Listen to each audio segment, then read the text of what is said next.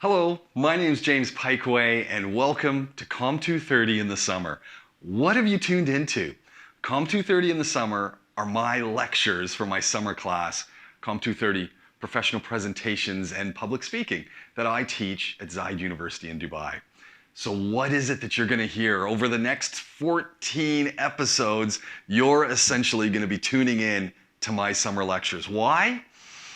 Entertainment, information, education, an opportunity to maybe brush up a little bit on your public speaking skills, an opportunity to sit in on a lecture, an opportunity to listen to the life of a university student, all of that. And maybe just for the fun of it. What is this course not? Well, not for you. This is not a webinar. This is not some magic panacea to make you a better speaker, but it is a way for you to start thinking more about your presentation skills. Maybe it's a little refresher, maybe it's a little reminder, or maybe it's just something to distract you from what's going on in your day. So, welcome to lecture number 1 of my Com 230 course in the summer. What is it that you're going to hear today? Really simply, an introduction to the course, what it's all about, what public speaking is about, and how and what I think you can learn about your own ability to share a story. That's what we're going to talk about in class number 1. It's the introduction to Com 230. Enjoy. This class, I'm sure you've got lots of questions about the class, and what we want to do today is A, get started, but B, we want to talk a little bit about what you're going to do here and what public speaking and this presentation course is all about. And the first question that people often ask, and they'll say, is the course easy? And this is not a course like other courses. And I think that becomes the important thing for all of you to keep in mind as you're going through this process. And I really think this course is a process of you changing the way that you present and you think about presenting, because for the most part, the way that pretty much all of us learn to present and learn how to do our presentations in front of classes or in front of groups is from watching other people do them. And for the most part, that watching other people do them is not so good. Not everyone is really good at presenting, and we use this trial by error. Oh, that's what she does, it must be the right way, which is not necessarily the best way to think about how to do an exceptional presentation. And so a big part of what you're going to do over the next 15 classes is let go of the way, in many cases, the way you've been doing things, and take on some new techniques, take on some new ideas, and think about what it is you're doing and why you're doing it and what the impact's going to be. And so we have a whole bunch of stuff we're going to go through, but it's really about change. And this is the hardest part of what you're all going to do, is because you've been speaking and you've been presenting and persuading and talking to people since you're like 2, since you started talking, and you've taken this through high school and university up to this point, you've got a lot of really good habits for presentations that you've already created, and you're very used to them and you do them a lot. And so my goal is to help you get rid of some of those, help you make some of them better, help you stop doing some things, and help you start adding some other things to that process. And that's what the whole course is about. That is it. Now, the challenge is, and this is because, again, is the course easy? A lot of the stuff you're studying in your classes applies to what we're doing here. So in that sense, you already know a whole bunch of things. You already have things to work on, and you already have things that you speak about and that you talk about and that you explain and tell stories about, and you know yourself very well. So you already have a whole bunch of things to actually use in this kind of a course. So the challenge becomes these habits, as I said, that you've done over and over and over and over again. So, you might say, what do you mean? Think about the standard presentation you've done or you've seen in a ZU course. And so we've all got those things. We've all got those presentations that we've done and that we watch. For the most part, a lot of those presentations aren't very good. And I mean, really, they're not very good presentations, the ones that we see in our classes.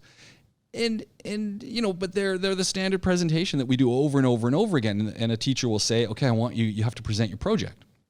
And people get up and they do a PowerPoint, and they put up, the objectives and all these things, and they're full of words. And quite frankly, those are the worst presentations in the world. And you know that, and I know that. When someone gets up and starts doing that presentation, it's like, oh, I roll my eyes in the back of my head and say, really? Because on what planet is that an acceptable presentation? It's only acceptable because we've been doing them over and over again. And for the most part, our professors, they don't want to see things done differently because it's, that's not their job. Their job is to teach you whatever core content they're doing, whether that's communication classes or teach you psychology classes or other things. And so we just sort of get into this rut, and we produce these presentations that are just repeating what we've done in the past or what other people have done in the past with style and technique and et cetera. And that is just, why do we want to do that? And so what you're going to do here is learn how to do better presentations, and presentations that engage, presentations that make people stop what they're doing, presentations that are a lot of fun. But the other thing to keep in mind is that these presentations that we're going to be talking about, these speaking engagements these speaking activities that you're going to do are all about following a formula. They're all about following a pattern. They're all about engaging with things that help the content of what you're doing to resonate, to stick in the heads of the people that you're presenting to. And in your case, there's 20 of you who are here. There's actually 14 of you who are in the class, so we're still missing a few. But for most of you, most people don't take a course like this. You end up taking a course like this when you go to business, when you get into a company, when you start your own business. You might say, I'm going to take a media presentation course or something. So what becomes useful is in this scenario is it really becomes important and useful to say, okay, I'm going to try this. I'm going to give this a try. I'm going to put my all into it because you have nothing to lose. And I think that's the best thing. Because you have nothing to lose, everything we do in this course is only going to make your presentations better.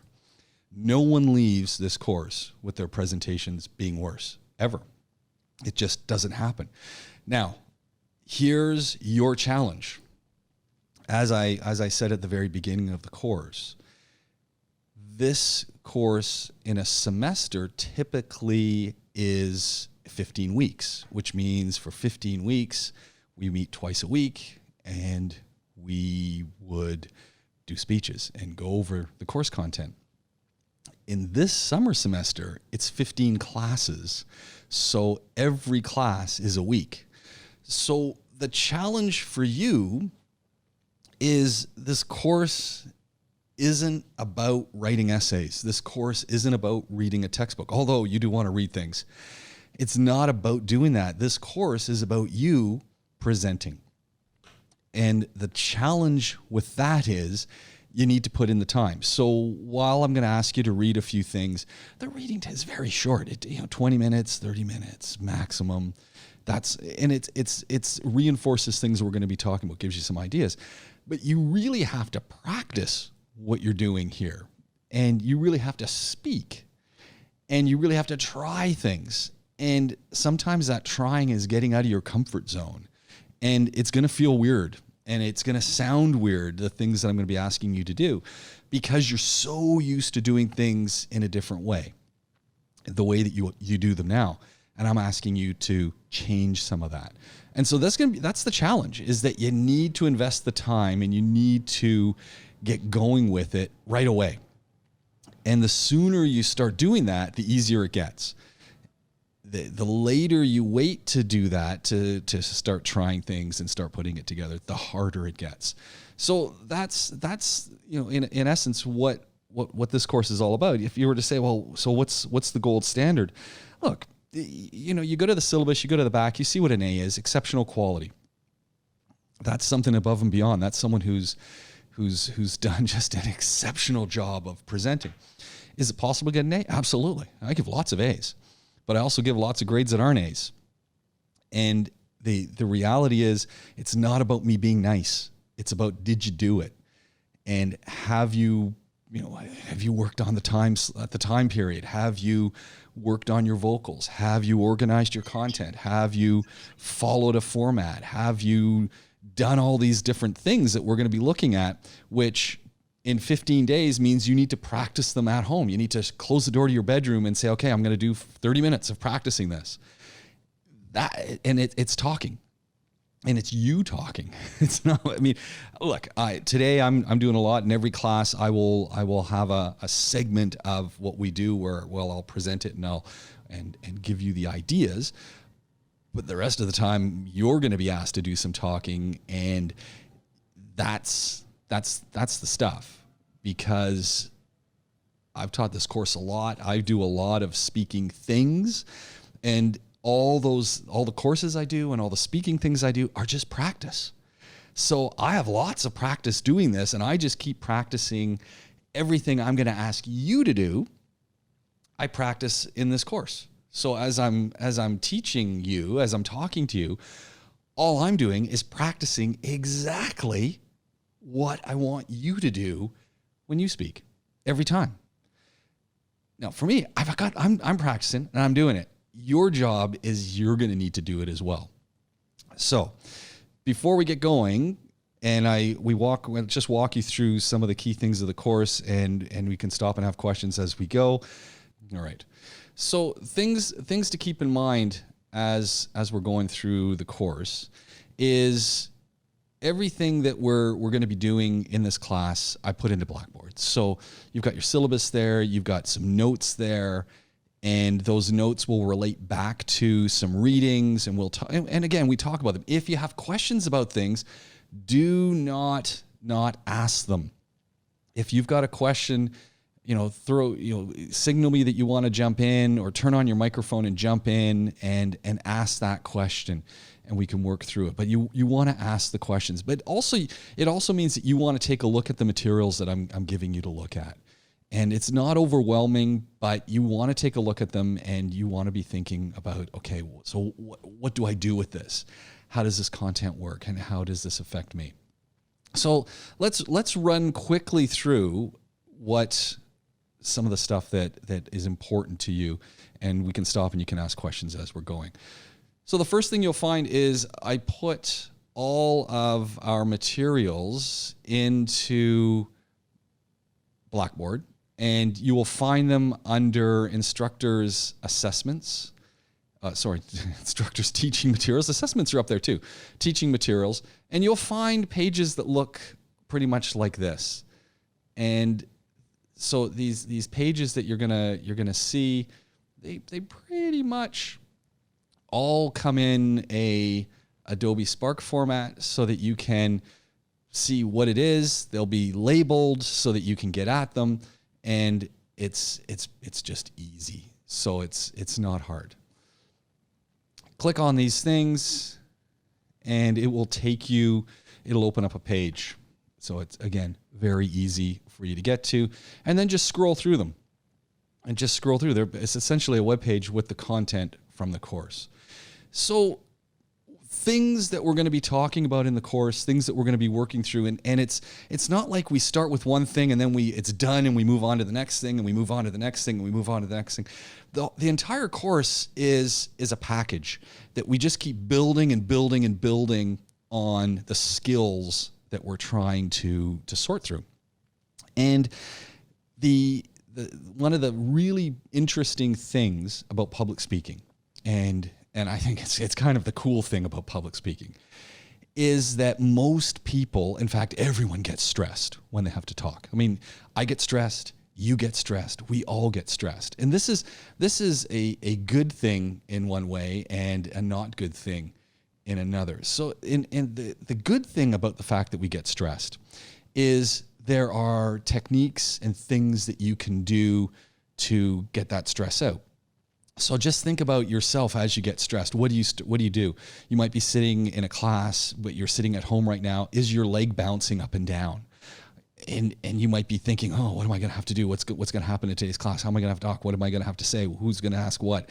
Am I going to sound okay? So we're constantly working through stress management when it comes to speaking and engaging and working with people. And this is a good thing because we know how to deal with stress. The challenge is stress can be overwhelming. And we all know somebody who gets panic attacks or someone who just can't get up in front of a class and talk. And when you sit down with that person and you've sat down with that person, a person might be you, and you start thinking, well, why what's the problem? Why don't you want to get up and talk? There's always two things I think that go on. Now there's many things, and we'll talk about those many things as we go forward. But there's two things, and the two things that are really important that we need to think about. The first one is the fact that if you don't know what you're going to talk about, if you haven't rehearsed it, if you're not prepared, if you're not confident in what you're going to say, you're going to be stressed. The people who do the best talks in the world, and we're not trying to emulate and be the best speaker, copy the best students in our class, although we are. And that's another side point of what we're going to talk about. And I'll get to that in just a second. But if the people who talk the best in the world, and when you think about that, and you think of CEOs and government leaders and folks, they know their topic. They know their thing. So they as soon as you know your content, there's less stress about your content. And that's one less thing to be stressed about. If you're confident in what you're going to talk about, it becomes easy to talk about things. Think about your own family. Think about your dad or your mom or your brother or your cousin. And if you get them talking about their business or what they do at work, how long can they talk about it? And they can go on forever and ever and talk about it.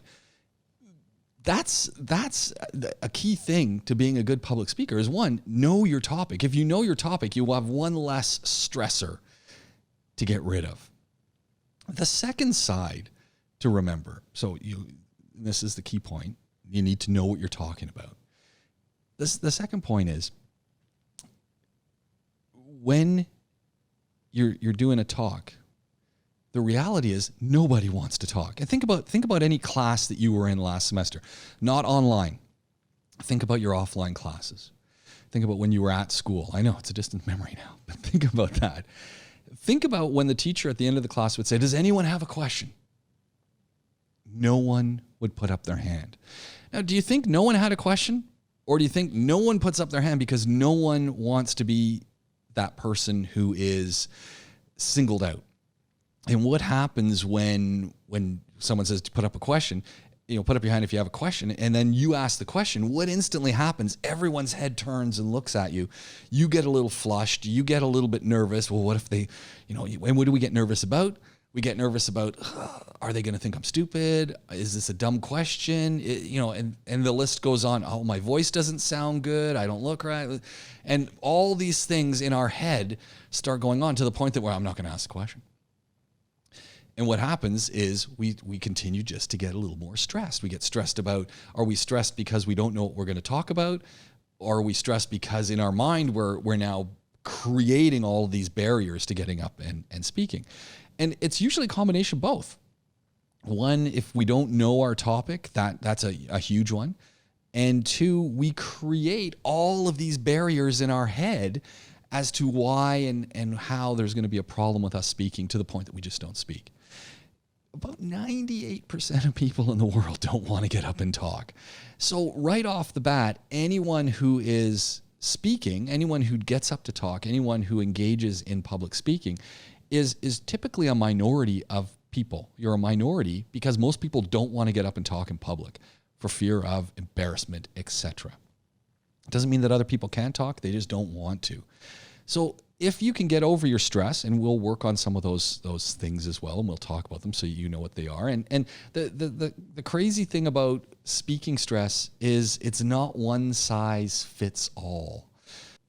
As I said, it's not one size fits all. There are some commonalities, and it becomes our job, your job as a group, to share amongst each other, and we'll have an opportunity to talk about this. And don't worry, there's lots of talking happens in this class, not just me, although for the first bit it is me. But you need to share what it is that you do. And inevitably, just like asking questions, other people have the same question. And that's the beauty of a class when at the end of the class, when I always ask students, does anyone have a question? No one puts up their hands. So it's hey, any questions, please ask questions. No one puts up their hands. But someone's got a question, and that one person who's got a question, there's 5 other people who've got the same question. So if you ask the question, it's a bonus for you because you get the opportunity. And this is you're saying, I get the opportunity. What? In a class situation, any class situation, asking a question is an opportunity to practice public speaking. And that's the only way you get better at speaking in public. The only way you get better at it is by doing it. And this is kind of the trick of this class. I know you're saying, what? There's a trick? There is a trick. And the only way you're going to succeed in this class is by practicing and trying and applying the different things that I'll continue to talk about over and over again. The only way you're going to get better is by doing that. And the first trick, the first thing we have to be thinking about is, okay, how do I get past some of this fear that I have? And as I said, there's a lot of little things, we'll talk about those, but some of them are just really simple. Breathing, yoga exercises, those breathing exercises that we do, in through the nose, out through the mouth, in through the nose. And if you do that 10 times, so let's just do it right now. Let's do an experiment. So I want you to close your eyes. I know you're saying I can't see you. I'll sense if you're doing it. And hey, this is the other reality of this course, okay? Everything we do benefits you. And this is the other thing about this course that makes it really different than many other courses that you take and that we take. And I teach many of those other courses as well. But this course is all about you. It's not about how well you memorize. It's not about how well you do on those quizzes that I'm going to give you. I mean, ultimately the quizzes mean the difference between a grade. You want to do, and they're not hard. They're really easy, but they keep your attention. They keep you here. They keep you engaged. They keep you showing up. They keep you doing the work. Everything we do makes you a better speaker. That's it. And by you doing the things, you become better at this activity. And that's all that you're trying to do, is to become better at the activity.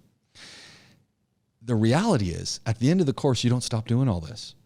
Any profession you're ever going to go into, anything you're going to do for the rest of your life involves presenting stuff. You're going to go to a job interview. You need to be able to talk. You need to be able to put on the smile and tell them why you're so good. You need to present projects for other classes. You maybe need to go to a conference. Maybe you're going to be working at Expo 2021. The list goes on and on and on of all the things that you're going to do. They all involve talking. They all involve presenting ideas. They all involve sharing things. Everything we're going to do here is going to make you better at that. So when you're done the course, you're going to take it with you, and you're going to continue to get better. The more work you put in now, A, you get the great grade, but B, you become better at what you're doing in every class, in everything that you're going to engage with. Tip number 2.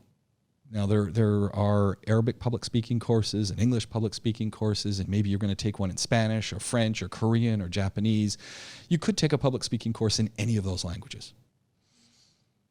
Sad reality, they're all the same. Someone might try to tell you, oh no, speaking in Japanese is different than speaking in English and is different than speaking in Arabic. The techniques that you're going to use are the same. They're the same. It's just you might be doing it in a different language. Because I'm going to speak in Arabic doesn't mean that I do something that I'm going to speak in English. The words are different. The techniques of presenting stay the same. Third thing, and this is another really important thing to keep in mind as you're thinking about what we're going to do. The third thing is, I'm talking in a very generalized situation here. Speaking is not generalized. This is the problem. There's a format that you want to speak to. There's a way that you're going to organize your talks that follows through and everything. But how you speak to people depends on the audience. And you need to know your audience. So what does that mean? It means if you're speaking to a group of ZU students, that's probably different than you're going to speak to a group of business leaders from Ajman. It's probably different than you're going to speak to a group at the Dubai Women's Club. It's probably different than the way you're going to speak to a group of 7-year-olds at a school. Now, here's the thing, and I try to do this every semester, is I love to go and present content to different groups of people. So I love going to schools and talking about, for instance, understanding media literacy. So media criticism. So I teach a media criticism course. It's really media literacy. How do you understand what's going on in different media contexts? So I'll go and I'll teach this course. I'll go and do a lecture to a grade 3 class or a grade 2 class. The reality is I teach the exact same stuff to that class that I do at ZU. Take same content. I even use the same PowerPoints. And I go and teach it to this grade 2, grade 3 class. The only thing that changes is the way I present the material. The material stays the same. The presentation changes. And that's what you need to, a really important part of what we're doing is realizing you have to understand your audience and then figure out, okay, how am I going to get into their heads? How do I have to talk? How do I have to dress? How do I have to look? How do I have to... All of those things could change. The content doesn't change. So understanding your audience and formatting your presentation technique for that audience becomes very important. And again, if you know your content and you know your audience and you know you've got some strategies to help yourself get warmed up. I call it getting warmed up. I call speaking a show. I like to call it putting on my show. And when I think about that, when I think about it like that, then I'm usually good to go, but it takes time. So stress becomes important, and that we'll spend some time looking at. Here's essentially, let me just move something out of my sight here. Here's essentially what the course is all about. 5 points. Point number 1, there's the 90-10 rule. Now, you've heard me say now at least 4 times that there's a process to speaking. There's a formula. And as soon as you get used to the formula, and as soon as you get into your stride with the different pieces that go into it, the easier it gets. But one of the key things you want to remember as you embark on this journey of becoming, and let's be honest, what's your goal out of this course? So here's the other thing to keep in mind as we're talking about this, and I know that so we've gone through why you're here. This is good. I mean, you want to get an A. I mean, let's be honest. Everyone wants an A. It's possible to get an A, but the real big important part of what we're doing involves you. So it's you talking. It's you going through this process. It's you putting things together, and doing it. That's the big thing. And let's be honest. My goal is to make you an awesome speaker, not just a good speaker. I mean, good is a C. Everyone's a good speaker. Who wants to be a good speaker? Who wants to be a great speaker? Who wants to be a very good speaker? No, you want to be the awesome speaker. My goal every time I get up and speak is I want to be the best speaker in the room. That's my goal. And if I'm at a meeting with my colleagues at the university, when I open my mouth, when I put the mic on, I want to be the best speaker in the room every time. Doesn't matter if I'm only saying one word. I want to be the best speaker. I want to sound the best. I want to be the person people remember every single time. That's my goal. That's what I work for. That's what I work on doing. It's very possible because A, people are nervous. B, people don't practice their craft. And the thing to remember is most people don't hear you. So in this class, we're going to hear you talk a lot. You're going to talk every single class. You're going to do 4 great speeches that we're all going to listen to. So we're going to hear you speak all the time. You're listening to me speak. You'll see every class. I sound the same. I use the same techniques. I use the same vocal variety. I use the same pauses. I use the same kind of gestures you'll see me using. Always the same. No one notices you do things the same unless they hear you speak a lot. No one hears you speak a lot. In this class, yes, but in a normal everyday class that you're going to attend, A question, a little presentation, that's it. The teacher does all the talking. You get into a group, you do something.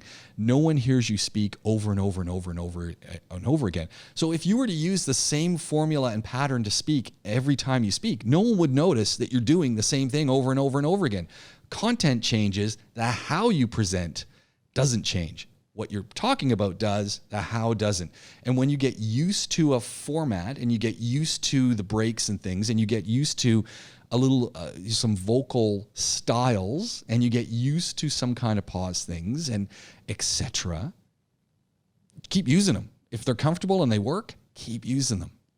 So 5 things, and I want to go back to this slide here, 5 things that become important that you want to remember. The first thing, 90-10 rule.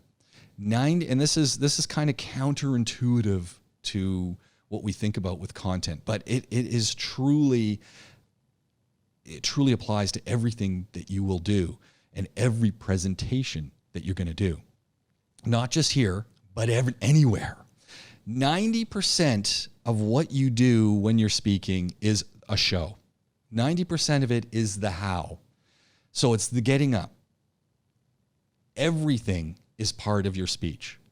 So it's a little bit different when we're talking video, but hey, you know what? I've got my background. I've picked this background very specifically. I've moved my desk so you can see the background for a very particular reason. And so you choose everything. I've chosen the shirts that I'm going to wear. I've chosen everything about how, I've chosen my hairstyle today. So it's all part of the show. How you speak, the speed that you speak, the fact that you might speed up, the fact that you might pause, the fact that I've got this story I want to tell. If you've ever taken, if you had me for multiple classes, and so last semester, for instance, I had students who were in a morning class, and then they had me in the afternoon for public speaking. And one thing they noticed is I would try things in my presentation style in the morning class, and if it worked, I would use it in the afternoon class. So not what we were talking about, but how I was presenting it. That's the show. How are you presenting that material? How are you pausing? When are you talking really fast? When are you going, I've got this really exciting thing, and didn't quite work the way I thought it would. That's the show. 90% of what you do when you present is the show. The visuals, the sound that you might use, the video that you might use, how you transition in out of that video, how you get up to start speaking, the first things you say, all of that is the show. 10% is the content. And when you think about it, think about the presentations that you've done in communication or in psych or in other things. Think about the presentations that you've done. If you've presented a term paper, have you presented every single word from the term paper? No, you've presented a small little window of the information. And that window of the information is probably about 10% of the content. The rest of it is all of that other stuff that is the detail that you go into at another time. And those presentations, they're much shorter. So in any context, 90% of what you're doing is that stage. And the front of the class is the stage. 90% is how you do it. 10% is the content. So it's the important point to think here is it's not just what you're saying, but it's how you're saying it. And you want to pay a lot of attention to the how you say it. Now, again, the PowerPoints that we see it, and we will talk about using visuals. We're not going to use any visuals for our first talk. Let's work at talking, and then we'll start adding visuals. But the typical PowerPoints that I see at ZU are horrible. They're the worst PowerPoints that I've ever seen in my life. My colleagues use some of the worst PowerPoints that I've ever seen in my life. They're deadly. The death by PowerPoint, it's not even death. It's like, please don't show me those things. It's horrible. Why? And the reality is I often say to people when they put up, here's my outline, here's this. I say, you know what? Honestly, give it to me on a piece of paper and give me something meaningful on the PowerPoints because I can read. I don't need you to put the entire content of what we're going to do on a piece of, up on the PowerPoint. Use the PowerPoint for something meaningful. Give me the text if you want me to read it. And so I think a lot of people misuse a lot of the ways they do things. So we're going to play with that. And how do we make the content stick better? Second thing that's really important is you will not get better at anything without practicing. And I don't mean one time or two times. It's like, you have to be a perfectionist here. You have to get it exactly the way you want it. And I don't advocate memorizing. I think memorizing works. I think you got to know what you're going to say. And the reason I don't advocate memorizing is we've all seen memorized speeches. There's a difference between having really practiced something and memorized it. A memorized speech, what happens? You've seen people do it. They get up, they start talking. Today we're going to talk about the issues with Freud and how Freud's theories can be misjudged and misused in modern psychology process. Okay, and then they get going, and then the student is standing there and they look at can I start again? Because they've memorized it and they've lost their spot. And if you've memorized and lost your spot, you're forced then to rewind the tape till you get to a point where you remember, and then you can start again. But you can't just pick up. There we go. Thank you. So the important point here is you need to practice. You need to practice until you're really comfortable with what you're saying. But it's not just comfortable with the words, it's comfortable with how you're doing it. And when you practice, and you're comfortable with the pausing and the way you're saying things and the words that are coming out, that makes a really good speech. The challenge is there's going to come a point where you go, I'm getting bored of this. And it's like, then you got to practice just a little bit more until you've got that show, until you know it. And remember that you might know it like the back of your hand, but the other folks who are listening to you, they've never heard the speech before. So you've got to give them, it's like the first time. So practice is really important. And the sad reality is, I watch a lot of students practice speeches and they do this. So first of all, they write it down, which is fine. And you're in a situation where I'm not going to see you. So you can write your speech down. You could write your speech down. And I encourage, I always write my speeches down to start. A read speech is a read speech. If you read it, not in the color red, but if you read a speech and it sounds right, that's a terrible speech. Now, someone would say, yeah, but what if I read my speech and I make it sound like I'm not reading it? In order to do that, that's a lot of practice. And hey, I'm game with that.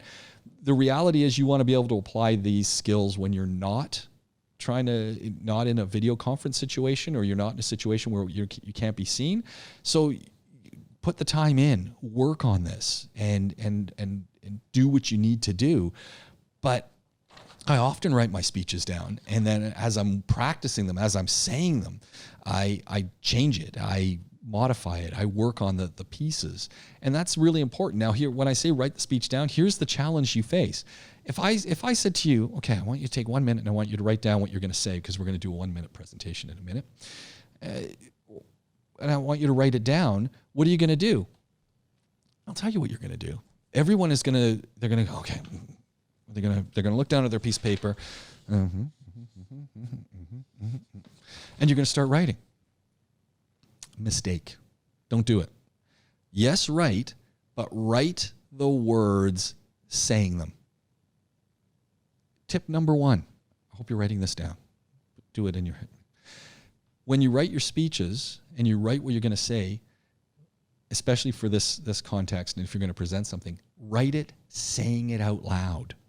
Because the way you speak and the way that you write a term paper and the way that you write things out are different. When we speak, we use shorter syllables, we use shorter sentences. If you write your speech in your head onto the piece of paper, it's never the way you actually say it. So write it as you're saying it out loud. Hear the words coming off your lips. Write them down, and then you're doing a little audio editing at that point. So you're hearing it, you're changing it. You can change things all the time. Now, when I say practice, a good speech probably has about 30 times you've done it. In my own world of speaking, when I do a speech and I'm practicing it, I will practice that speech probably 30, 40 times. And every time I make a mistake, so maybe I stumble on a word, or a word doesn't work, or I didn't do it the way I wanted, at that point when I've made an error, I start again from the beginning and go through the whole process and I've had times when I get right to the end. A 4-minute speech, all of your speeches are going to be 4 minutes in this course. Every speech you're going to do is 4 minutes long for the assessments. But I've been working on speeches where it's 3 minutes, 50 seconds, and then I make a mistake. Back to the start again and do it again.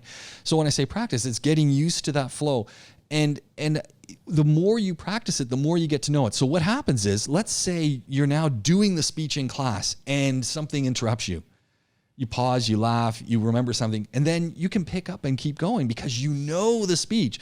So there's a difference between knowing and memorizing, because you just know your content and you can keep going. So practice is really important. And again, we'll go through all these things a lot. Forget the old. Now, this is the hardest part, is that we have been conditioned and we're very comfortable in how we present things and how we produce things. I honestly want to see spectacular presentations. I want to hear spectacular presentations. I want to hear TED quality. That's my goal, TED quality. And you know, not TEDx quality. TEDx quality, okay. I've done TEDx's. I've organized TEDx's. I've spoken at TEDx's. I don't want TEDx quality. I want TED quality. TED, TED.com. I want that quality of presentation. I want the real McCoy. And I think you can do that. And materials that I'll share with you and things that we'll do here are a lot of it based on that. We'll share some of the stuff that Chris Anderson's done. We'll share some of the stuff from the TED Speaking Guide. You can do that. And my kind of thing is that, for me, is what I would love to see all of our presentations like when we are looking at how we see things at school. That, to me, is kind of important. And I'm not sure why we don't. I'm not sure why all talks aren't like a TED Talk. All presentations aren't like a TED Talk, because I've seen scientific talks, I've seen other things. So we want to get that quality of talk, and that's what you're working towards. And again, it's just practice, and it's forgetting some of the old ways that we've done things and saying, okay, I can do it this way, and it works. And so I'm looking forward to that. Final point, we talk about it's a show. I mean, you're having some fun, you're putting it together, and you want to be thinking about the fact that it's how you're doing it that becomes important, not just what you're saying, but how you're saying it. And you can have some fun doing that, and that becomes the interesting part of what we're doing. You create your own problems. This is really important. Is as you get more comfortable and as you get into what we're doing, we just start adding more things that we want to get rid of. So we want to think about, how do we put things together? How do we put our talks together? How do we play with our vocals? How do we make our content of the quality that keeps people's attention? What's the difference between the way people typically present and the typical way you watch things on YouTube? Why do people watch YouTube stuff yet dread going to a presentation? So let's create our content so that it mimics YouTube. Well, what's YouTube do that most presentations don't do? They don't do a good show. So make your talk like a YouTube talk. Very possible. So where does this leave us? This becomes the important part of the course. This is what everyone wants to know. It's all in the syllabus. So you have 4 presentations that you're going to do. And this is the tough part. Is these 4 presentations are one after another, because we only have 5 weeks of class. So this week is our intro week. This is the week we get started, but you have your first speech coming up next week, and all of the speeches are on Thursdays. So a week Thursday will be the informative speech. The following week, the introductory speech will be week Thursday. Following Thursday, the informative speech. Following Thursday, the persuasive speech. Following Thursday, your motivational speech. So you've got these 4 speeches that you're going to be doing, and it requires you to be thinking about them, to be practicing, to be asking questions, to be trying things.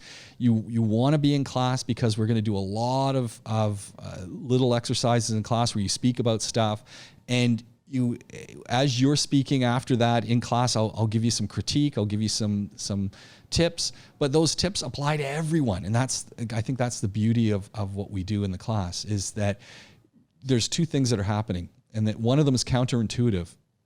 One of the counterintuitive things is, I want you to borrow style from those people who are doing it great, whether it be something we watch in a video, whether it be something that I'm doing, whether it be something that another student does. Borrow that style. If they've got a technique of saying something, of going into a pause, of introducing an example, you can borrow that. You're allowed. You can't borrow the words, but you can borrow the way. So every Thursday, Maha, every Thursday is a speech day.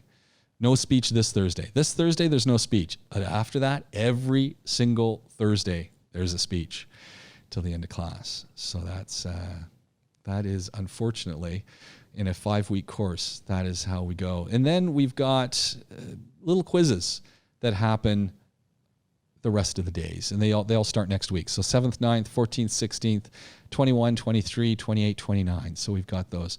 The speeches themselves are worth 20% of your grade. So that's quite a big chunk. The final one, so 3 speeches worth 20%. The final speech is worth 30% of your grade. And it's what's there. What do you got to do? Think about it, practice, apply, and do it. This is the key thing. The topics for your speeches, the themes for the speeches are here. So speech 1 is an introductory speech. The theme of your speech, this is the real me. Now, every speech is 4 minutes long. That's your goal, 4 minutes. You need to hit 4 minutes. And you would say, well, can I do a little shorter? No. Your job is to hit 4 minutes long. And so you want to practice. Well, so what's 4 minutes long? 3 words a second, typically, is if you're speaking at 3 words a second, that's the typical pace that you want to work at. And you might go a little bit faster. You might go a little bit slower, some vocal variety. You want to speed things up. I'm going to go through the pattern of how you want to organize things, but I'm giving you your 4 topics. So the first speech, informative speech or introductory speech, this is the real me. Informative speech, so you're informing someone of how to do something. This is how it is done. Third speech is a persuasive speech. You want to get people to start or do something or create an action. Just start. And the final speech is a motivational speech. Dream, do, be is the theme for that.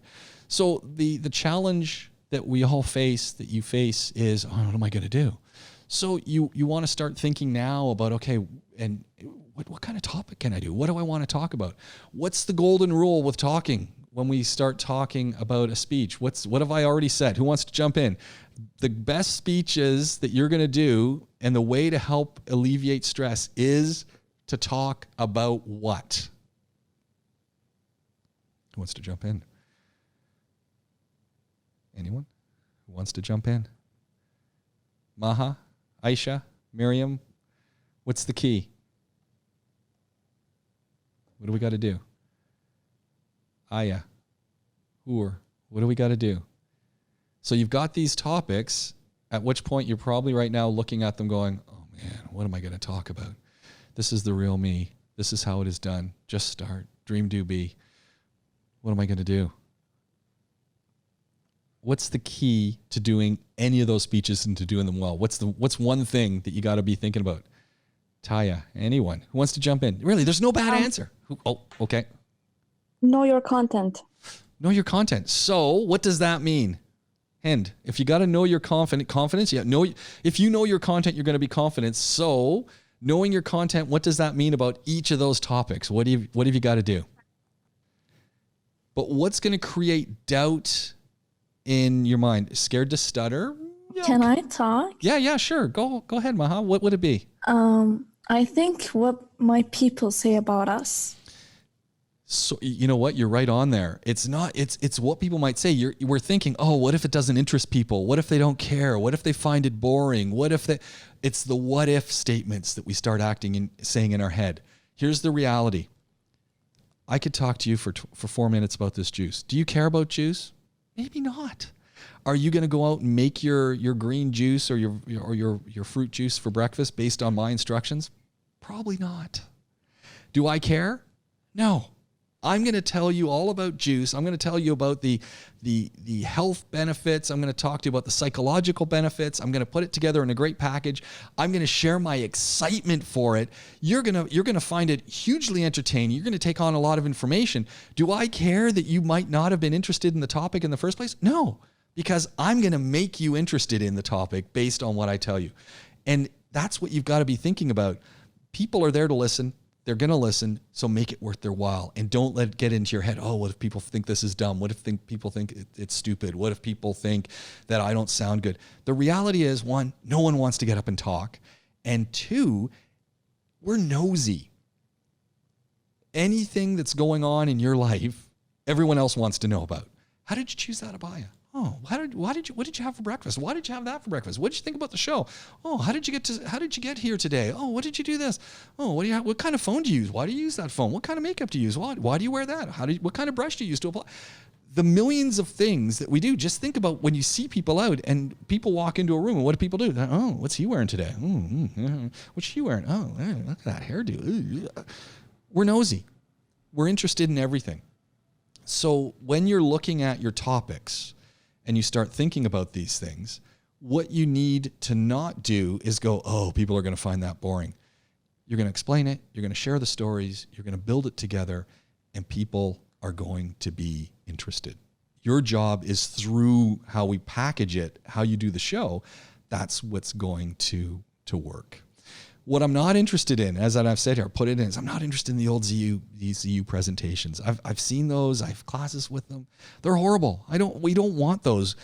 Our goal is to create the presentations that everyone goes, wow, that's amazing.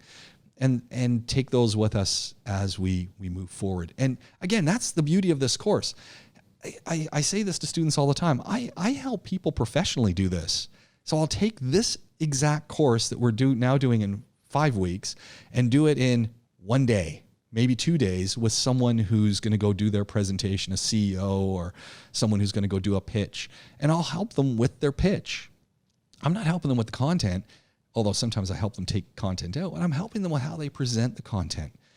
This is the same stuff that you're going to do once you leave ZU. So you're already got a head start, and it's just about, you can keep getting better and better and better and better, and just by practicing and applying the skills. What am I ultimately going to be looking at, and what do you want to be thinking about as you're doing any speech is this. These are all the things that I'm looking at. These are all the things that I'm thinking about as you're producing these 4-minute speeches. I'm looking at vocal components, non-vocal components. I'm looking at the introduction. I'm looking at the middle part of your speech. I'm looking at the conclusion. And I'm asking myself, okay, are all of these things here? Is it organized? Is it logical? Are there main points? Do they match what you said?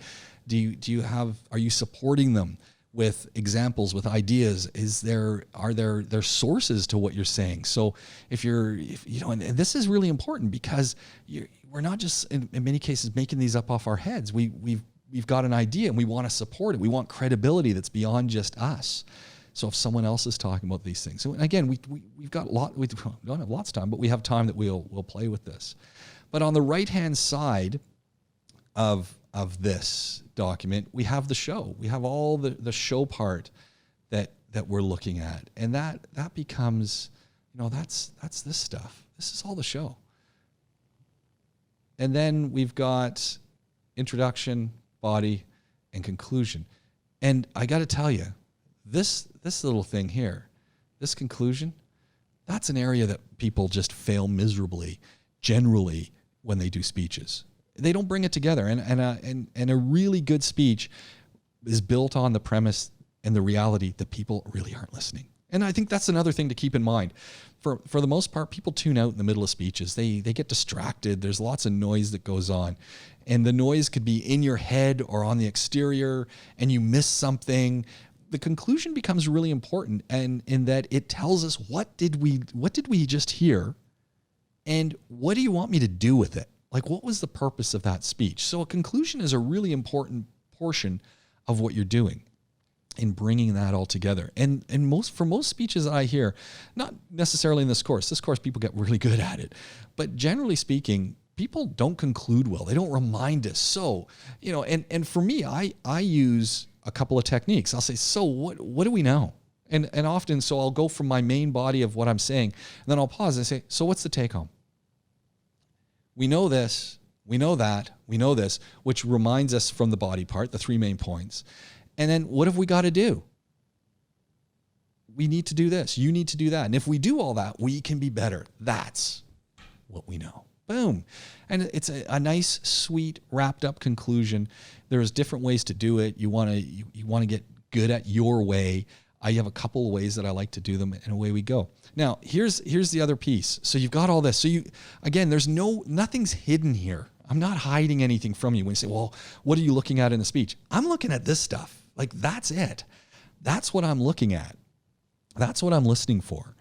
And your job is to construct this 4-minute thing that is going to be that introductory speech, that informative speech, that persuasive speech, that motivational speech, 4 minutes, that is using all of these things to the max, that is creating this show that's going to keep people enthusiastic, but is following a format that has an introduction, that has a body, that has a conclusion, and works all in 4 minutes. And so I'm looking at these things to sort of bring it all together.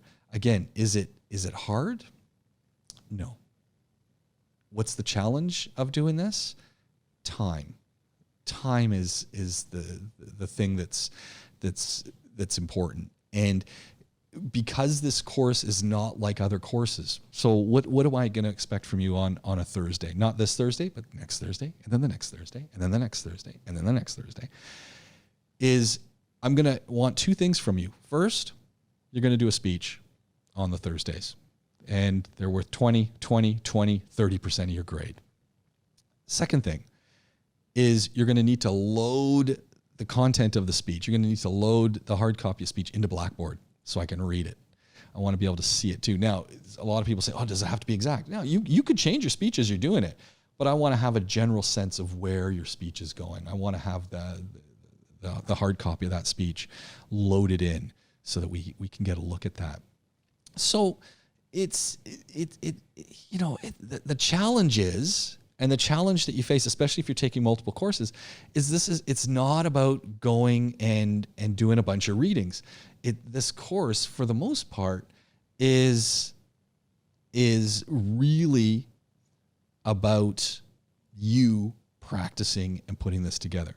So when do I want the written part? Before the speech. So your speech could change, but it's not going to be 2 different speeches, but you want to have the written component loaded into Blackboard before your speech. You want it that morning. You've got all sorts of time, but not after. You want it before. So you've got to really work on that. Just little things that we want to keep in mind. So the text must be loaded to Blackboard before the speech is presented. If you've got references, the way you talk about references and the way you put references are different things. So think about that as well. Quizzes will all happen in Blackboard. So what we'll do is I'll say, okay, open up your Blackboard and I'll enable a quiz for you. They're often very simple, true and false, multiple choice. I might ask you to write something. Not usually too much of that. I just want to reference back to things we've been talking about, to make sure you're thinking about it and putting it on, and putting it forward. There's no makeup quizzes. So if you miss a quiz, if you miss a speech, you missed a quiz. There's nothing. If you're not there to do it, you don't do it. So you want to make sure that you're there to do these things. And they're not hard. They're just, again, reinforcing things that we talk about.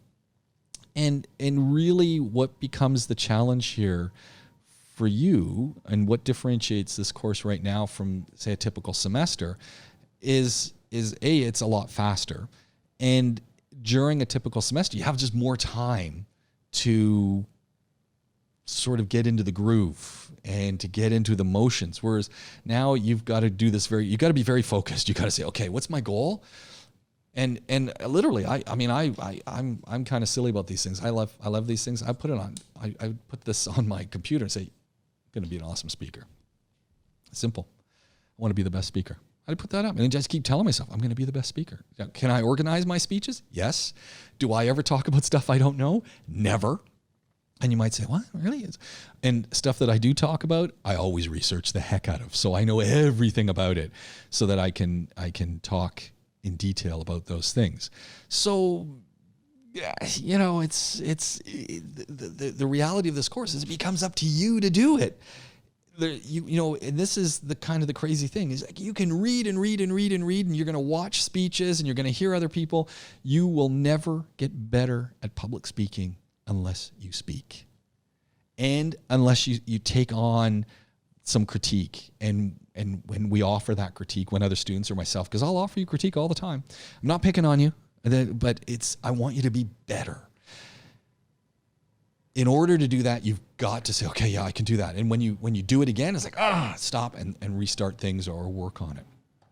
And every class we're going to review stuff. Every class we're going to talk about stuff. Every class we're going to go over things. There is a textbook and there are things that I will load up. How do you get this to go here? Does it click? Oh yeah, maybe it does. Somewhere. Oh yeah, here we go. So there is a textbook. I use this one. It's an online virtual text that you can download. So if you go, you know, you'll see the different things. And if you click on it, you can download the PDF in color or black and white. I like it. It works. And I'll augment it with some other materials that are online things and some TED Talks that I like to use. Some of them are good. Some of them are bad. But ultimately, what I will keep giving you examples of things. Now, here's that important thing. And I want to say this again. Your goal is not to copy word for word another speech. And and you could do that. I mean, you could. Why would you? I don't know. It's cheating. It's against everything in our fabric to do, and it's not our own. And you'll eventually get caught. If I don't catch you, someone will, and it's just not worth it. But you could be inspired by things, and I love the inspiration. So if you see, for instance, some of the TED Talks I'm going to show you, the way they present things, the way they talk about things, that might be inspiration for your own presentation.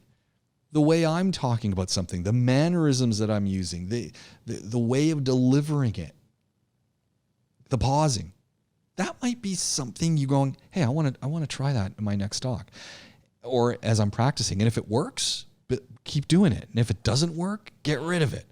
But you might be inspired by other things, so do them, take them. The talks that work, use those things, and it's little things. It's the little things that are going to make your talk better. So speaking with a bit of a smile makes your voice sound better. Not talking so fast, that's going to make it better. And then there's of course the number one thing that if you stop doing that right away, which is our goal today, we're going to stop doing it and we're not going to do it ever again. Ever. Your speaking will instantly be differentiated from most other people and be better. What's the one thing we're going to stop doing today? We heard quite a bit of it during our talking already. Who wants to jump in with a guess? Anyone? One thing that we don't want to do. We got to stop doing it. Most people do it. It's horrible. It drives me insane. That's why I've got gray hair. Presentations? No. No presentation. What aspect of the presentation? No, it's just when we're talking. People do this when they talk. Stop. Reading from what? This is one of the things that we want to keep in mind is, so when I get up and do a speech, it's funny, right? Because a 4-minute speech, anyone can learn a 4-minute speech. Like, let's face it. If you haven't, I always, so when I get up to do a speech, because I'm paranoid, right? I'm paranoid of anything going wrong. So here's my typical thing. I'll give you some insight. So first of all, whenever I'm going to do a speech, I never eat breakfast. I know I love breakfast and that. I never eat breakfast before I do a speech. And I'll often show up at a place where there's going to speech. And if you show up at the university, they have little sandwiches and little quotes. I eat nothing because I'm paranoid of getting sick before I do a talk. And I'm paranoid of something getting caught in my throat so that I'm, so I never eat anything. Second, I'm paranoid of forgetting my speech or forgetting. So I always have cue cards. I usually use Post-it notes and I put them in my pocket. And I always have the full text of the speech in my pocket, just in case. I never use them, but it's always just an in case thing. you don't. I mean, if you've seen people read speeches, if they're reading a speech, they don't know the speech. I'm not a big fan of people reading speeches. I think there's a place and a time to read them. It doesn't usually sound very natural if they read the speech, and that's the other thing. You always want your speeches to be talking with the group, even with an audience, even though you're talking at them, but you want it to sound more personal, like you're talking with and you're talking at. No one likes being talked at. No one likes being lectured, but that's not it. Anyone else got a thing? So reading that, but that's a good one. I like that. But you'll get over that. What else? What would be the one thing? It's really simple. Think really basic. I think when they stop talking and they keep using you just did it twice, yeah.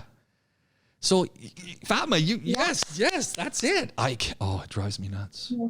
It drives me nuts. How many ums and ahs have I used? Me too. How many have I used in the last hour and 27 minutes? Almost not that much, I think. None. None.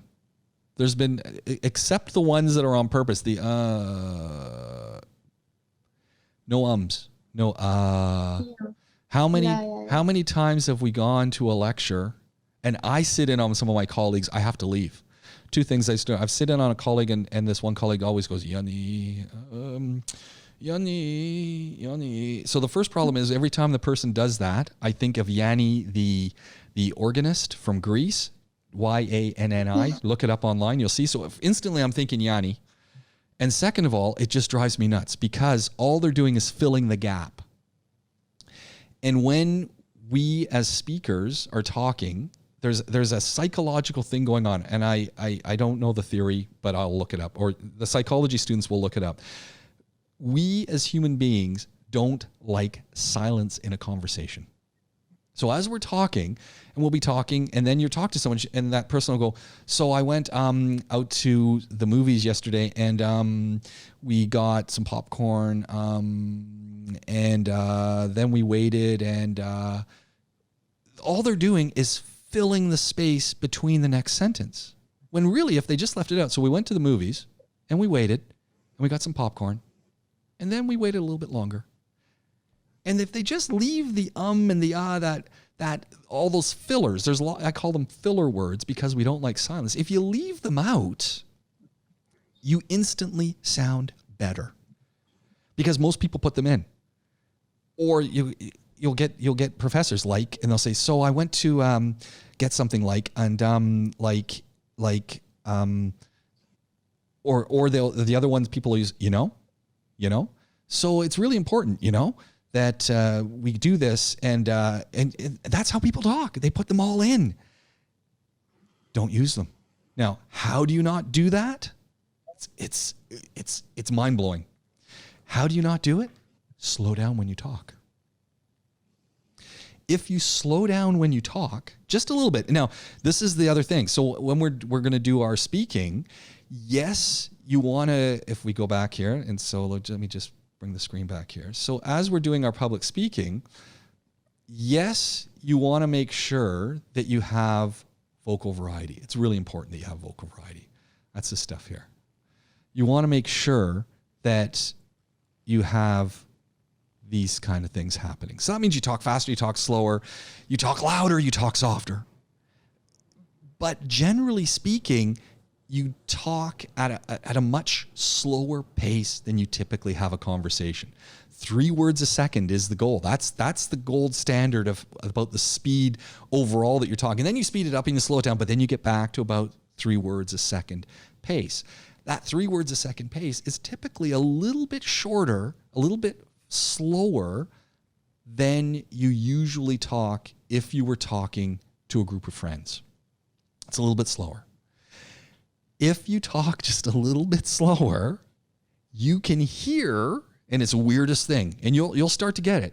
You can hear the ums and the ahs and the like and all of those things. You can hear them coming because we do them all the time. And if you hear it coming, you cannot do it because you hear it. It's almost like it's like knocking on you. They're like they're their own little things. They're I call them like they're little jokers. They're the little jokers who just jumping around. Their goal is to get into your sentences, but you cannot let them in. And it just takes a little practice once you slow down and once you're paying attention to them. So if you're speaking fast, the problem is then you're talking and your mind can't keep up to your lips and it's all happening really quickly. And then comes in because I'm thinking and slow down. If you forget what you're saying, pause, keep going. Now here's the other beauty. Remember so you want to stop saying those things. As soon as you stop doing them, you instantly, if you change nothing else in your speaking, just by not doing that, you sound better, you sound more professional, you sound more confident. It just sounds better. And so many people do it that you just sound better than them. And as soon as you're differentiated from other people, like, oh, that girl who was in the interview yesterday, oh, she sounded so confident. Why did she sound confident? Because you weren't going, yani, whatever the filler words are in Arabic, when you're speaking in Arabic, don't do them. Whatever they are in English, don't do them. Just keep them out. You'll hear them. It's easy. And away you go. It's just practice because we've been doing it for a long time. Here's the other kind of interesting thing. As I've said, people don't know you're nervous unless you tell them you're nervous. And for the most part, you never look nervous. Your voice might shake a little bit. We'll get better. Don't worry. It takes some time, but you get better at it as you do it. And as you become more confident in the process of speaking. The other thing is, inevitably, you forget what you want to say. Now, if you've memorized it, you're done for because then you've got to rewind it. But if you forget what you want to say and you know your speech, and let's say, I've just got nervous and I know I'm on my second point, my second example, I take a look at my cue card. Oh yeah, I want to go into that third example. Easy. You've taken a little pause and you keep going. The other little trick I love to use is whenever I get up to speak, so remember, I don't eat anything, and I always have a bottle of carbonated water. I bring my own. Always carbonated water. I never drink it, but I always like to have it. And if ultimately I forget what I'm going to say, I can buy at least 5 seconds of time by taking my carbonated water, unscrewing the cap, taking a sip, putting the cap on and putting it down, allowing me to have a little drink of water, which I don't really need, but using that whole process to buy some time to remember where I am. No one faults someone for having a sip of water, and away I go. And does anyone think that I forgot what I said? No, they just think I needed a drink of water. I said, oh, hold on. 1 second. Put it down. You see? No ums, ahs, no fear. Now, inside, I'm on fire. I'm in fear. It's like, outside, I'm just putting it together. And I know my speech, right? Because I've done it 30 times. Easy. So it's practicing things. It's more and more. And again, that's where it comes back to you. Unlike other courses where, you read something, I've got it. This is all about you practicing and putting this into it. You've got to be the ultimate critic of what you're doing. Let me see. Do we have anything else I want to put up on the screen here? Great. We got this. All right. So, yeah. Okay, good. So we got a couple of things that I'm going to want you to do. So I've got 2 things at the end, but we're gonna do a little speaking ourselves right now. The first thing is, this is a great. You can go and watch this video after. It is actually a really good video. Now you might be going, hold on, you're not singing, you're not a singer, but it's really important often that you warm up. You're going to get up on stage, and that you warm up your voice to speak, and we kind of forget that part of our show, oh, look at that, there's a spelling error there. That's not good. I'm going to fix that. As you get into doing these things, there are lots of different techniques to help get over the nerves. And one of those techniques is just warming up your voice and warming up the fact that you're going to get up there and speak. And when I'm doing these things, I usually 25, 30 minutes before, I'm walking around, I'm saying my speech out loud, I'm listening to it, I'm seeing how it feels, I'm breathing, I'm doing some relaxation exercises. This video, this choral warm-up, is a great video about how to warm up your voice and just some great tricks and tips on what to do. And actually, they do a full warm-up for this choral thing.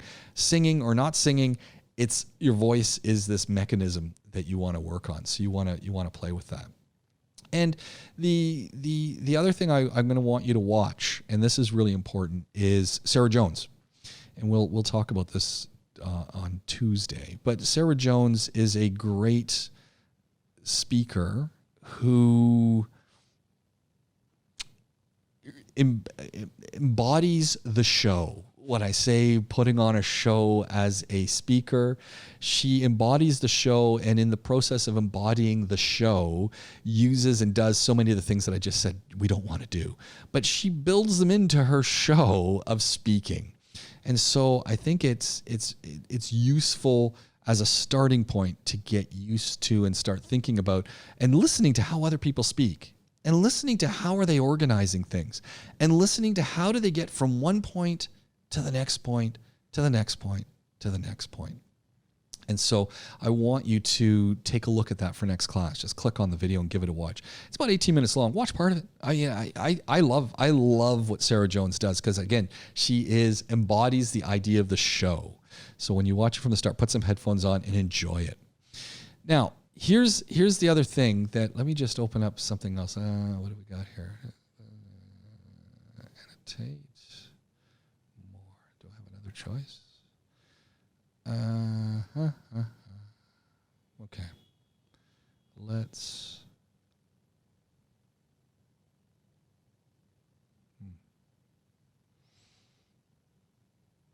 All right. So you have, as we've been saying, the other thing I want to introduce you to really quickly, and I just don't see it here. Oh, okay. Let me do it with this. This will work. So the other thing I want to introduce us to is essentially what a speech looks like. And this is pretty easy stuff. So your goal is to know it. That is your goal. How are you going to know it? Practice. And that's, again, that just comes down to you. I'm the same way. But I practice everywhere. So if you've ever seen me in the hallways at ZU, you might have seen me mumbling to myself and talking to myself and walking. And maybe sometimes when I'm doing talks, I sing them.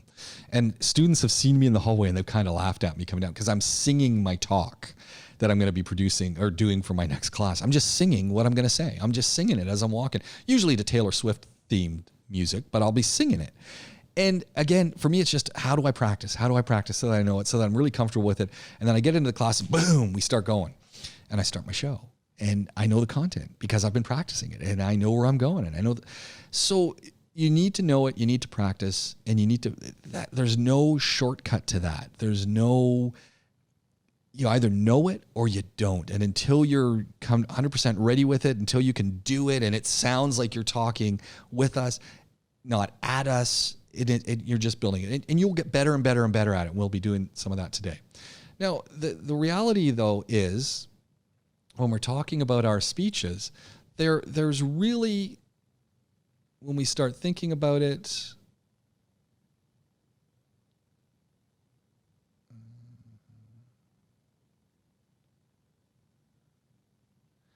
so when we start thinking about it, what we want to keep in mind is that we have an introduction and we have a conclusion. Now, the introduction and the conclusion are very important parts. You also have your introduction to your introduction. That's sort of that, hey, so as people start talking and they kind of warm up the crowd and then say, so what am I going to talk about? Now, there's two ways to look at your introductions and conclusions. One way is the typical ZU way, where they put up that page and says, this is my overview, this is what I'm going to talk about. It's the worst introduction in the world. You want to introduce your idea with a little bit of elegance, with beauty, with a technique that is fun, with something that is getting people's attention. And share with them, why do you care? There's something that I really care about. I care about the environment. I care about juicing. I care about studying. I care about public speaking. And tell us why, and what are we going to learn, and what's the process? What are we going to get out of this?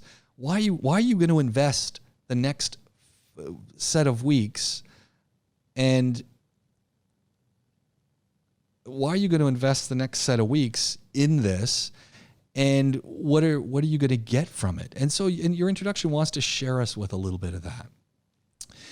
The second part of that is your conclusion. And this is a big issue for so many of us, is that when we're doing our speeches, we get to the end and it's like, okay, well, there we go. Thank you.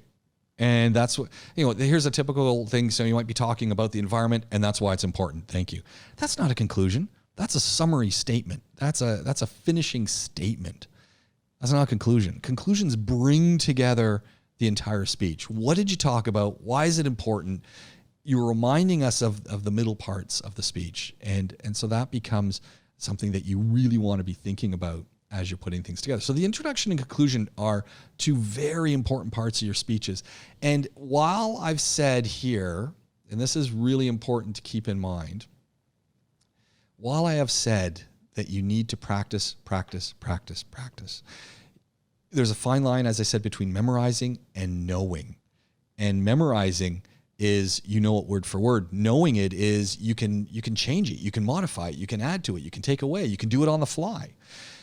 That requires over and over and over again doing it in front of a mirror. And so when I practice my speeches, when I first start doing it, I just kind of start doing them so I get used to them. But after about 4 or 5 times, I practice them in the clothes I'm going to wear. I practice them in front of a mirror. I want to see what I look like. I want to see what my gestures look like. I want to see what my face looks like. I want to hear it. I'll use my phone. I'll record it so that I can listen to it after and hear what I sound like. All of these things become rather important to where we're going. The thing with the introductions and conclusions, and this is really important, is those for me are always set. So my introduction and my conclusion, I have the two of them. I know I said don't memorize stuff. I always memorize. My introductions and conclusions never change.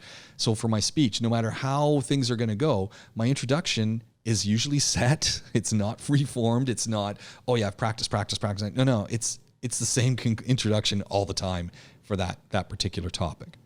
Conclusion is the same thing. It's the same conclusion. No matter what's going to happen, I'm going to have my set conclusion that in a sense is memorized. I don't advocate memorizing except for introductions and conclusions. And why do I advocate memorizing our introduction and our conclusion? The reason I advocate that whole memorizing thing for an introduction and conclusion is because when I'm looking at the whole speaking process, when I'm looking at what I'm doing, you're going to be on a time limit. You got 4 minutes. So what happens if I'm at 3 minutes and 30 seconds and I've still got a portion of my speech to do?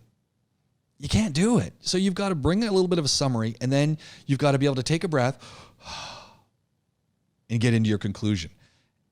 And it's a set thing. So it creates for me that little bit of a safety blanket, and I know that I'm going to put my nice Tiffany bow on the box of my speech. So I'm going to let everyone know, what did I want them to listen for? Why is it important? What are the important points? And here it is. Here, this is what you listen to. This is what I want you to do with that information. So that becomes really important to have this introduction and this conclusion put together. Those are the parts that are always set for me, and that I encourage you to have a set place you're going. The middle part is typically in the middle, 3 points with examples or stories. And those are in the middle. So I'm going to have my introduction, and then I'm going to have point 1 with an example or 2. Then I'm going to have point 2, and then I'm going to have point 3, but each of these points is going to have an example or a story that goes with it. And then I'm going to have a conclusion. And all of this is going to happen in a 4-minute window. So as you're planning your speech and as you start thinking about your speech, and I typically work my speeches in blocks, and I don't necessarily start at the beginning and work to the end. I start thinking, okay, I want to talk, I'll outline it, right? And I'll say, okay, I want to talk about the environment. Now, what do I want to talk about the environment? The environment's a big topic, so I'll narrow it down. I say, I want to talk about this. I want to talk about why recycling bottles is important. So first example might be amount of plastic in the environment. Second point might be what we can do about it. Third point might be success stories. Excellent. And then I start planning, okay, now what do I want to go from there? And I start thinking about, okay, how much time do I have? So I know 3 words a second. I've only got 4 minutes. If I do a 20-second or so intro and a 20-second or so outro, that's 40 seconds right there. That only leaves me 3 minutes and 20 seconds to do the rest of what I've got to do. So I don't have a lot of time. So it allows me that room. And if, for instance, what happens if I'm speaking and I get to point 3 and then I realize, can't do it, point 3, because at this point, when I've gotten to here, I'm already now maybe at this point, I'm at 3 minutes, 30 seconds. I've only got a 4-minute speech. I don't want to finish at 3 minutes, 30 seconds. That's not good. I don't want to go over 4 minutes. So at 3 minutes and 30 seconds, I've got one more point to go. I don't have time. So now, if you're like me, my heart's going like this. I'm starting to sweat bullets because I only have 30 seconds left. How do I know I have 30 seconds left? Because I've been timing myself. I'm watching my timer, and when I practice, I always have a timer on. So I'm used to it, so I can see the time, so I get used to working with the time. 3 minutes, 30 seconds. I have one more point. Here's the beauty. Nobody knows you have one more point except me, because I've read your text. I can see your speech. I don't care. It doesn't matter. I'm not concerned that you didn't get to point 3. What I'm concerned with at this moment, what everyone's concerned with, is, do you conclude your speech well? So at point 2, it's 3 minutes, 30 seconds. I've done point 2. I've told my first point. I've got it through. I've got my second point. I've got it through. I've had my examples in point 2 as well. Excellent. I take a breath. I look at the audience. I say, so what's the take home? And I pause and I go into my conclusion. We know this. We know this. If we don't start acting now, we're in trouble. Boom. This is what the environment's like. So it might be an informative speech. I know that this is how much plastic is in the environment. I know that this is what we're doing about it. And I might look and say, we can make a difference. Perfect informative speech, because an informative speech is telling us stuff. It's not really asking us to do anything. A persuasive speech is trying to get you to do something. So it's different. But you've got to know that if you don't have the time, that you can go on. This is the basic formula of all speeches that you're going to do for the rest of your life. An introduction, 3 points, and a conclusion. And each point has 1 or 2 stories or examples that go with it. Boom. That's the format. 4 minutes, 40 minutes, they all follow the same. A good speech is about 3 great points that are developing those ideas with a clear introduction and a clear conclusion. If you've got all that going for you, then it works. It absolutely can and does work. If you don't do that, then your speech is kind of schlippity schloppity. It just kind of, it's going here, it's going there. It's organize the speech so people can follow through. Now, this is the other challenge you're going to face, and this is a big one. The challenge is, you know your speech, and if you're like me and you've been practicing and practicing and practicing, so the speech gets better, so you know the speech, you really know it. Your audience doesn't know it. So you've got to remember it's their first time hearing these ideas. So you've got to come at it with enthusiasm. You've got to treat it like they don't know the ideas because you do. That's the show. And that's, nothing to be more confident, because you've done it over and over. You've done it for your sister. You've done it for your brother. You've done it for your mother. You've done it for the housemaid. You said, I want you to listen to my speech. Get used to people's reactions so that you know where it's going. And honestly, you can shine. And it's those little things. All right. Do I have any questions now? I've said a lot of stuff for the first class here. Do I have any questions at this point? Does anyone have a question? Anyone have a question? Question? Must be something. Now, here's the other thing. Don't worry. We keep going over this over and over and over and over. And it becomes second nature. And it's not hard. the reality is it's not hard. You just have to get comfortable with it and play with it. Here's an interesting note. This one you're going to find funny. So what is your thoughts of me as a speaker? What if you were to describe me as a speaker, what would you say? Who wants to jump in? You can be brutal. Confident, loves to talk, all these things. Does that sort of fit the key? He knows what he's doing. Full of enthusiasm, very confident, etc., etc., etc., etc., etc. Am I close? Maybe. Sounds about right. Can I talk? Yeah, sure. I don't know. You seem kind of, I don't know, so confident. In a good way, though. Yeah. You know, hey, you know what? Speaking's my thing, right? I mean, I think it's just a show, right? And you can put it on. And this is the thing. If you were to meet me outside of the university, I hate talking. So, you know, when you get together with people, and my wife would attest to this because I hate getting together with people. I hate group activities. I don't like going to dinner, and I don't like talking to people. So if we're going to dinner and things, I don't like talking at all, which would be the opposite thing because people, you know, like you would get the feeling that I would probably like to talk and be good at talking. It's like, I hate it. I like to be quiet and listen to people. In fact, I'd just rather read a book. I'd rather not go out. My wife said, let's go to dinner with these people. And it's like, really? Do we have to go? It means I have to talk to them. I don't want to talk to people. So it's the show. Get good at your thing, do it in the context, and then let it go and be you. But there's the you that's you, and there's the you that's the presenter, that public speaking person. Question from Tiaha. How do I say that name? Tiahi? Who's coming in here? Taya? Is it Taya? Yes, Taya. Taya. So your question, do we have to use PowerPoint for the speech? Not the first one. But we will use visuals, but we're going to talk about what those mean.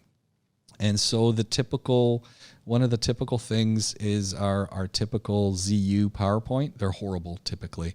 We don't want to use those. So we're gonna talk a little bit about visuals as we're going through these things and what's the better way to do things. And the reality is, unless a professor tells you exactly what they want, and they seldom do, they'll say, I need you to do a group presentation. But they don't tell you what the parts of the presentation have to be. We just assume, I need to put my PowerPoint with all of this stuff on it. But they haven't told you what has to be in the PowerPoint. Unless they've told you, you can do anything. And so I'm going to give you some tips on how to do the best presentations possible with the best visuals possible. So that'll be the trick. And again, these are just things that I expect from my students. And I have some students who present my own classes that aren't this class. It just drive me nuts. It's like, really? Why are you wasting my time? And so we'll play with that. All right. Do I have any questions, any observations, anything so far? I've talked a lot. I haven't even had a chance to have my juice. Yeah, Professor, I have a question. Fire away. About the eye contact and the body language. Do we have to do it like we will open the camera or not? Probably not. So this is for you. This becomes maybe the last one. We'll see. I don't know. I mean, I didn't open them last time, and we just used things. So for you, it's.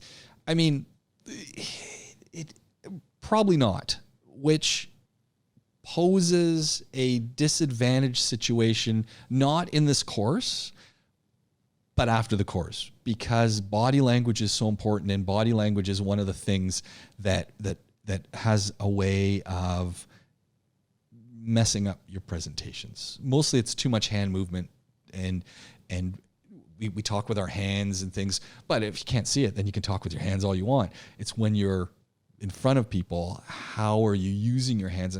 And so that's, in a typical class, that's a really big piece of what we do. Are we going to, so are we going to do that in this class? Probably not. I mean, honestly, as much as it would be useful, I think given the context of things, I'm not expecting you to turn on your camera so that I'm going to see you. But you're definitely going to want to be thinking about some of these hand movements and things. And again, if I was you when I'm practicing my speeches, I would practice it in the mirror, and I would say, okay, I'll talk about it. And then what you're going to want to do is remember that there is going to come a time when you will stand in front of people.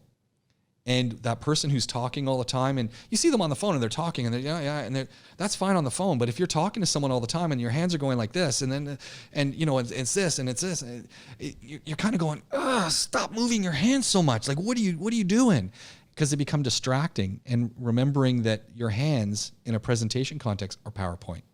So when you're talking, you say, okay, my first point, my second point. And you can keep your hands when you're talking, you can up, and then you can get rid of your hand and it goes away.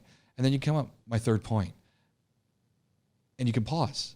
And then you go back. And that's just the bullet point happening in PowerPoint. And so your hands become very, very specific. So short answer, that was a long answer. Long answer down to a short answer. Am we going to turn on the microphone at the headphone, the cameras? No.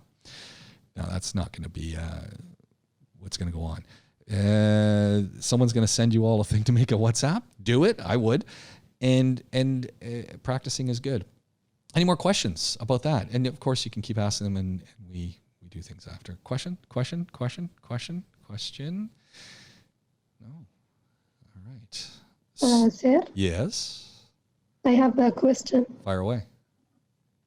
So we will use only the microphone to present the speech? Yeah. And visuals with sharing your screen. Okay. Is that too bad? Do you want to use the camera? No, I'm just asking.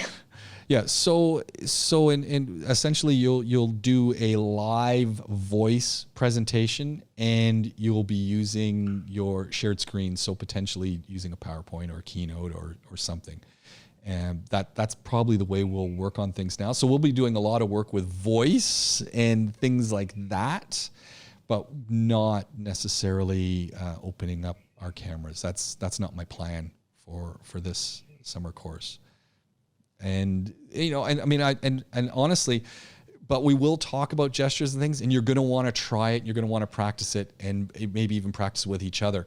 But it's a big part of public speaking is using your hands and using gestures and how you stand, and that's a huge part that can derail your message. So that's something that we're going to have to work on. But given the condensed period, this will work. This will work well. We can make this happen, and I think you're gonna do exceptional. Ladies, I need you to do something now. So what are we gonna do? You've got about 4 minutes to get out a piece of paper. And what I want you to do is I want you to think, okay, you're gonna talk for 30 seconds. That's a long time. 30 seconds. And what you want to do is on your piece of paper now, if you've got a piece of paper, always have a piece of paper and a pen handy, because you could use them. I mean, you could use other things, but paper just works good in this context. So there's 3 questions that you're going to want to put forward. And the 3 questions are, who are you? So you want to answer that. And remember, you've got 30 seconds. That's your goal. You want to hit 30 seconds. One thing most people don't know about you. And back to the very start, what do you hope to get from this class? So those are the 3 things that you want to present to the class in 30 seconds. So you've got about 4 minutes to start thinking about what it is that, and I'm just turning on my stopwatch here. Great. What it is that you're going to say. Who are you? One thing most people don't know about you. And what you hope to get from this class. So who are you? One thing people don't know about you. So that's 2 things. And third, what do you hope to get from this class? Those are the 3 things that you want to package into this talk. 30 seconds. And that's your goal. You're aiming for 30 seconds. And so think about things, just think about speed, think about you. Just remember, as we've been talking about, every talk is a construction. Think about the ums and the ahs. You don't want to say them, so think about it. And you'll start hearing them more and more as the more you start thinking about them. And just the goal of this is just to get us talking, just to get us used to talking for a little bit of time. I strongly encourage you, if you've got your phone handy, when I've got my phones out, I always make sure that I've got a stopwatch on it when I'm doing my speeches, because I don't rely on anyone else to time me. It's up to me to make sure that I hit the right time. So time yourself, and you'll see 30 seconds is actually pretty long when you put it together. Things you want to think about, the 3 points, and how are you going to conclude it? Conclusions are important. Okay. 4 minutes to plan this, and then we will start. So that means if you got 4 minutes, if you really got to rush off, if you haven't already left, to go and quickly get some juice, you're good to go, and then we will get started. 4 minutes. I'm starting the timer now. There are no tricks in this class. You still have 3 minutes. Think about putting it together. Remember, if you're writing things down, write it as you're going to say it. If you're writing it all out, write it as you would say it. Don't write it as you would think it. Thinking and saying, two different things. Great example of this, by the way, is how many times have you seen someone who's doing a presentation and they'll be talking about, so the important thing about advertising in the United Arab Emirates is that the advertising industry is robust and diverse. Moreover, the advertising industry is very young. I don't know about you. While I see lots of people write the word moreover, have you ever been out with your friends and they use the word moreover in the conversation? Oh, Hend, that was a great movie. Moreover, the popcorn was very tasty. Never. No one. Oh, Mom, your hair looks beautiful today. Moreover, you have a nice barrette in it too. No one uses the word moreover when they're talking. So why would we use it? And why do people use it then when they're presenting? Because they've written out this speech that they've memorized with words you never actually use. So, all right, 2 minutes left. 2 minutes. Anyone have a question? If you have a question, I'm going to stick around a little bit. If you don't have a question, then we will see you on Tuesday. What you need to do is go and watch the Sarah Jones video for next class. That's it. And next class we'll meet back here, and I look forward to seeing you. And if you've got questions in the meantime, you know how to get a hold of me. And otherwise, I'll stick around a little bit. If you've got a question, you can get me that way as well. But otherwise, thank you very much. And I think we're going to have a great class. Thank you all, ladies. And if you need to leave, you can leave. And if you've got a question, I'm more than happy to stay here and listen. But otherwise, see you on Tuesday. Have a great one. Hello, my name's James Pikeway, and you have been listening to Com 230 in the summer. This is the public speaking class at Side University, Summer School Edition. You need to get in touch with me, james.pikeway. That's james.piecowye at zu.ac.ae. All fun, all cool, all awesome speaking. This is public speaking in the summer.